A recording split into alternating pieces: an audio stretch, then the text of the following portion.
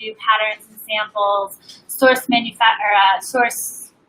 goods, patterns, fabric, buttons, trims, things like that. And then we'll help with manufacturing. We also do branding, photo shoots, social media. We help with business strategy, costing, budgeting, things like that. So today's call or live event is going to be on 5 more tips for production management. So if you guys watched me last week, then you're familiar with what my first 5 tips were, but I'm going to go ahead and just run you through those again in case you guys missed it. You also can watch it. It's going to be on the Makers Row Facebook page, so you can watch the first 5 tips there. And it'll be recorded. Today's call will be recorded if you miss it as well. So again, I'm Anna Livermore from Bmora, and we have partnered up with Makers Row, who is launching a site called Embark Live, where they have a bunch of different professionals and experts in different areas, whether that's production management or I think they got some lawyers on there, digital marketing, things like that. So Embark Live, you can sign up for that at embarklive.com. All right, so in review of last week, we have 5 tips for production management. Number 1 is to be organized. Number 2 is to be asking for a completion date. Number 3 is to check in when your production is on the line. Number 4 is to write down quotes that you get from the factory, either in their writing or in your writing, and have them sign off.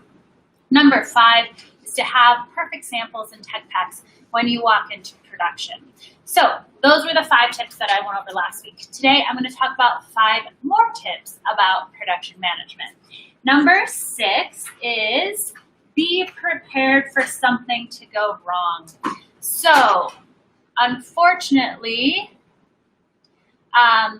a lot can go wrong. Oh, and Embark Live is chiming in. I'm doing a budgeting call today.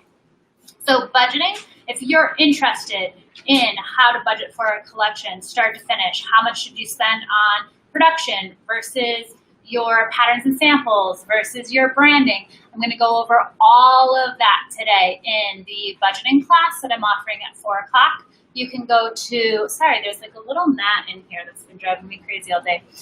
You can go to Embark Live, embark.live, to book your seat for that at 4 o'clock. And I'm going to give you my template for budgeting and take you through exactly what needs to happen in there. So number 6 is to prepare for something to go wrong. Unfortunately, even if you do all of the steps,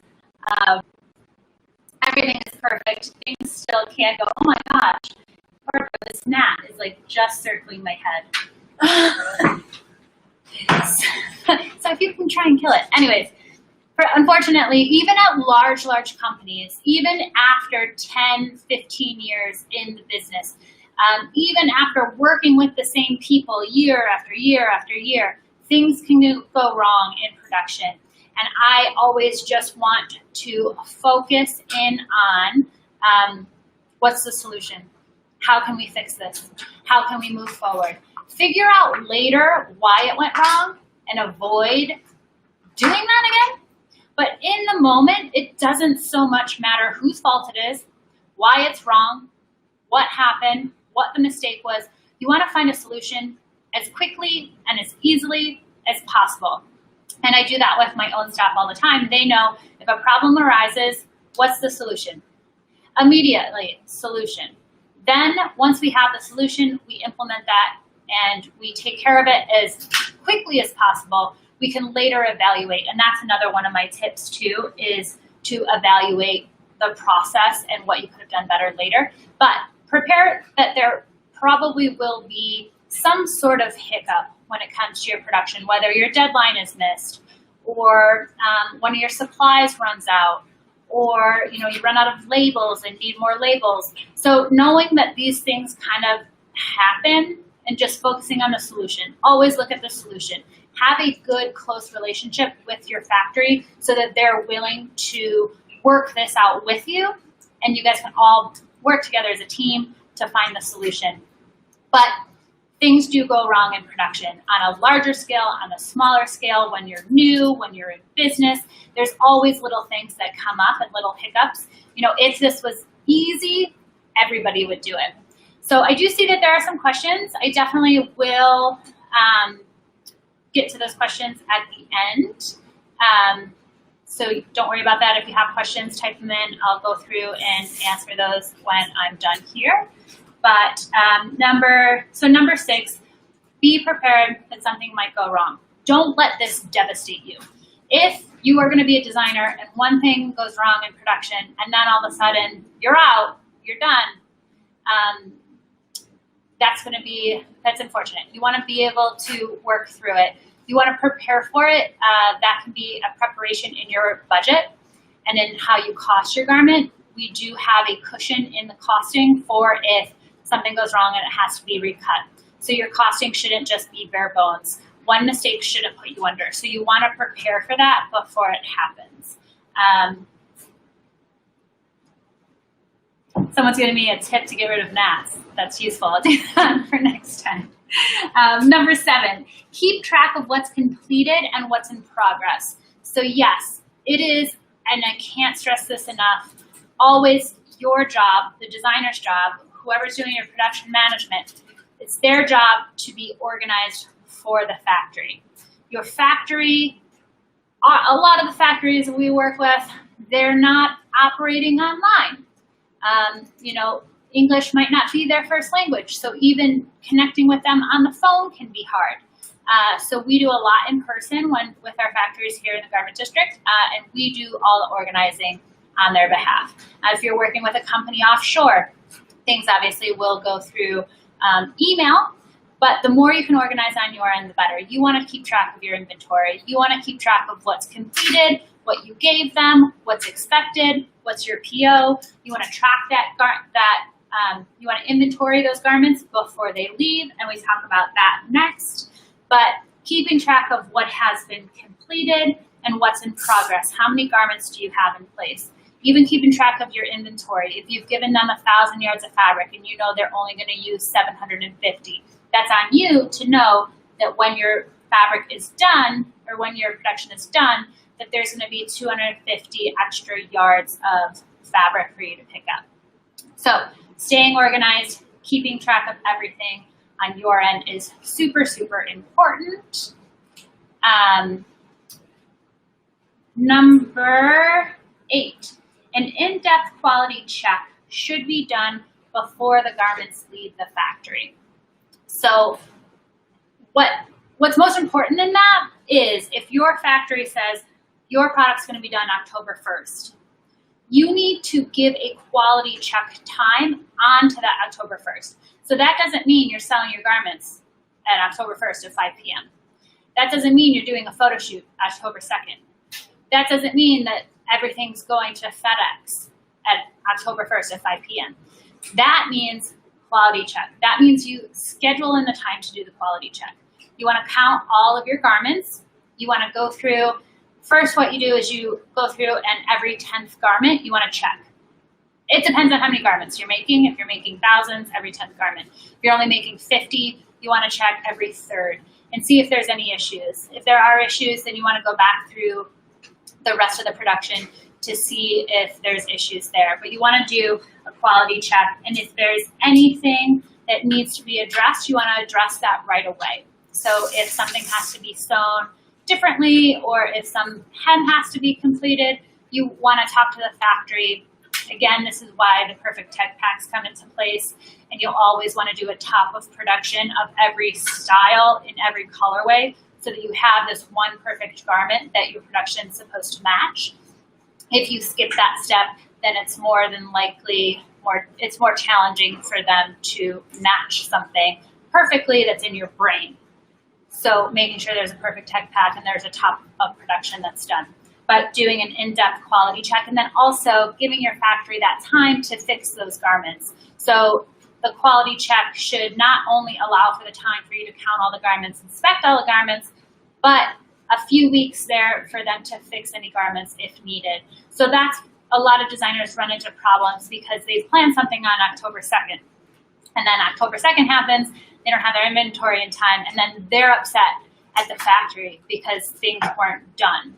But things were done on October 1st, but on October 2nd, they started the quality check and fixed those quality issues. So you want to set yourself up for success, giving yourself a window for that to be completed after the completion date, if that makes sense.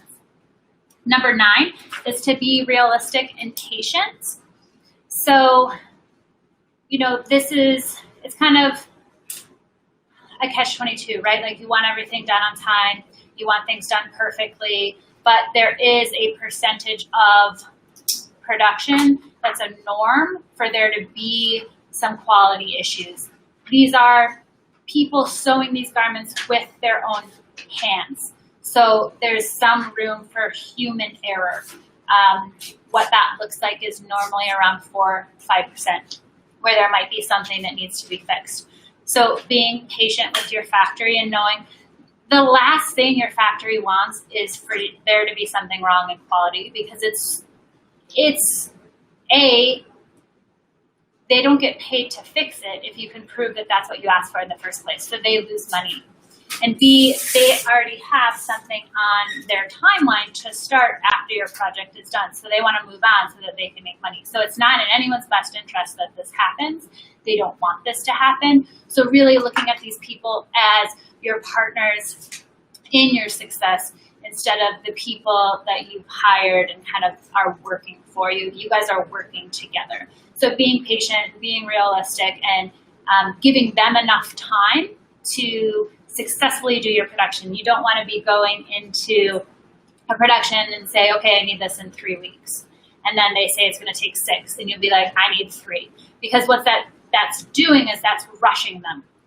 And you're setting yourself up to not give the workers the kind of time they need to give you a quality project or product. So that's number 9.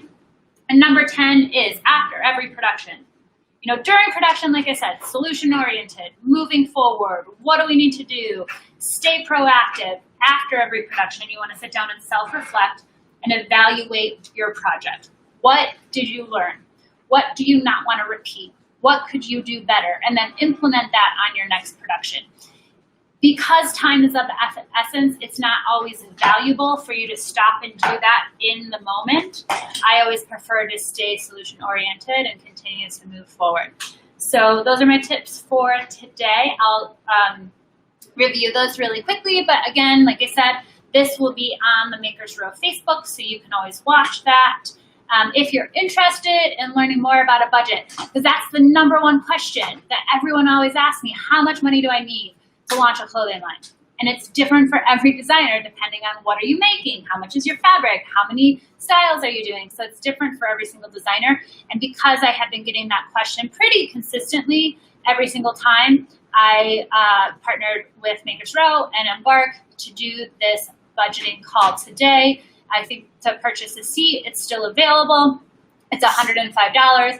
You'll walk away with my budgeting template and also know how to use it so that you can make it specific to your company. We keep the classes really small, so you'll be able to ask me questions and I screen share so you understand the template. So that's today at 4 o'clock, 45 minutes, 4 o'clock Eastern. All right, so I'm going to review. Number 6, be prepared for something to go wrong. We don't want one thing to go wrong with your production and it to put you out of business completely. So be prepared, know what you're going to do, take the right steps. I mean, obviously we want things to go perfectly, but just in case they don't, you want to have a plan. Number 7, keep track of what has been completed and what's in progress. Remember, it's your job to stay organized, not the factories. We'd love for the factories to be organized, right? We'd love it. But they want to cut and they want to sew. And it's really on you to organize your production. Number 8 is to do an in-depth quality check and give yourself enough time to do that before you've got any deadlines. If that's a ship date, for example, if you were doing wholesale, which not a lot of people are, you want to give yourself at least 2 weeks from the ship date for that quality check.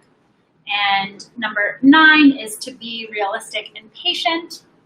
Number 10 is after it's done, self-reflect, evaluate your project, see what you could do better, and how you might have made mistakes to make sure that you don't do those again. All right, so I have some questions, so I'm gonna go ahead and go through that. What type of fabric? I assume that's what type of fabric do we source for clients? It can be anything. I've been doing this for 12 years, so I have a ton of vendors that I source from. Yeah, so all of these questions are in regards to fabrics, so you can reach out to me. You can hire me through the Embark site to do a consultation around fabrics. And what we work in all different types of fabrics and minimums. What if your vendors don't care? What if they don't want to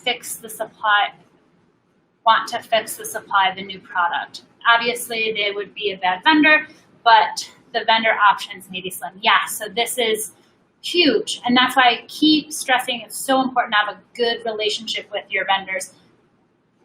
My vendors will fix things for me, and that's because I've established a really great relationship with them. So working with people off of referrals, going in through, like, I can make an introduction for you, my clients, I introduce them to the factories. So it's tough, but it comes down to that relationship, being understanding. And if you can prove that that is what you had ordered through a tech pack and a top of production. So that means, for example, like if you're working with one zipper, they've made a sample out of that zipper already, you've approved it, and it's perfect. But if you give them different zippers than they made the samples in, fair game for a mistake. So you want to make sure that everything is perfect in that sample and in that tech pack before you do production. And if it's not, then you can bring them back to that and say, see in this sample, see in this tech pack, this isn't what I had asked for or what I ordered. Then it's easier for it to work in your favor. To get rid of gnats, few drops of dish soap into a small container with something like honey or sugar water. Great. Yeah, we just seem to have like one that's been circling my head this whole time.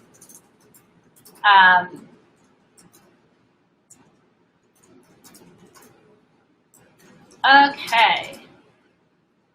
For the in-depth quality check of a production run, how is that different from the final pre-production sample with the factory? Would most issues be identified in pre-production? Yes. So that is why you do a pre-production sample. All the issues should be identified, and your production should match that pre-production sample perfectly. But you still have to do a quality check to make sure that that happened. So when I'm talking about quality check at the end of the production, you have that pre-production sample, and that's what you're matching your production back to check. Okay, so those are my questions on this platform. Now I'm going to go through the Maker's Row. When you say be prepared for things to go wrong, what type of things can you plan for? I assume you don't mean like a natural disaster. Yeah, you should have insurance though, in case a natural disaster does happen. If there's a hurricane or a fire at your factory, you should be insured so that that doesn't put you out of business. So as far as like preparing for that, there is ways that you can. But more so, prepare for things to go wrong would mean, if you run out of labels, if your fabric needs to be recut because it was cut improperly, if something, just when you're entering into production, you want to have an open mind to where if something does go wrong, it's not so detrimental to your psyche that you can't move forward. You say, okay, I know this is part of the game. Part of being an entrepreneur, and I've talked about this lots, is knowing what to do when problems come up. Knowing what to do, because things aren't going to be perfect. Things aren't going to go exactly as you planned. Things aren't going to be exactly the same as they are today. So mentally be prepared to, like, when that comes up, I'm going to find a solution. I'm going to move forward. And financially, it's not going to put me out of business, is more so what I meant by being prepared for, something to go wrong. Is the top of production garment the same as the final sample? So final sample sometimes is done by a sample maker. The top of production is done after all your production has been cut. So you no longer can make any changes to the pattern. It's only for sewing detail. Does that make sense? So sample is cut, just the sample's cut.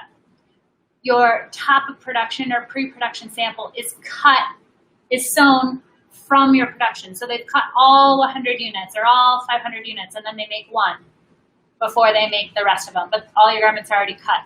That's how you avoid the sample fee. Okay.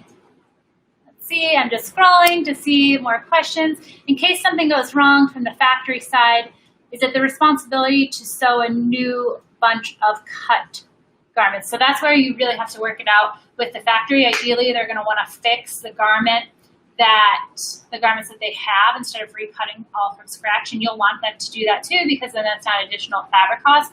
So hopefully nothing has gone so wrong that they need to start from scratch.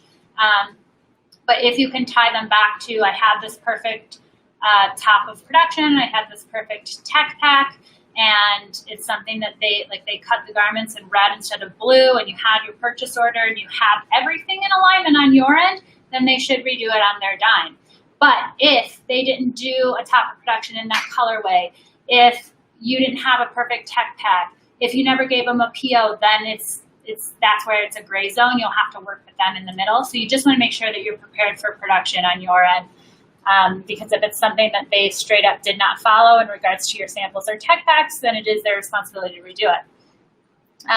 Yep, Embark Live is telling you about the class that I have today at 4 o'clock. All right, I'm just scrolling for more questions. Who does the sample for the photo shoot, the factory or the pattern maker? Pattern makers normally only make patterns. They don't make samples. That's your sample maker. And either your sample maker, you can use that sample for your photo shoot, or you can use your size check run. We didn't talk about size check run, but you can use your size check run for your photo shoot, or you can use your production for your size check run or for your photo shoot. More than likely, it's going to be that size check run that you're going to use for your photo shoot. And the size check run is usually done by the factory. All right. Okay, does anyone have any more questions? Let's see. Do most factories have insurance for things that go wrong at their site versus the business owners having business insurance only? So factories do have insurance. I don't know if that's going to cover your production because you're the one that's profiting off of that production. So you might be the one that has to have the insurance to get that claim. The factory's insurance might only cover claims if you were to sue them. I don't know. You'd have to talk to someone more specifically in business insurance, but I would recommend that you have business insurance as the business owner because then you can file the claim with the insurance instead of having the factory to have to file a claim on your behalf and then you to claim that money from the factory, if that makes sense. Yes. Okay. All right, so you guys are so welcome. I hope to see some of you on the 4 o'clock today around budgeting, and you can reach me. I'm Anna Livermore from VMora. You can reach me at Makers Row, makersrow.com/VMora. I got one more question. Sourcing fabric, is it better to purchase from the mills rather than the distributor? Save money, better relationship. So the mills they have very, very high minimums compared to vendors that will give you 5-yard minimums. So you won't be able to, you'll get a better price, but you'll have to buy their minimum, which can be in the thousands. Okay. Maybe one more question. Okay, perfect. Well, thank you guys so much.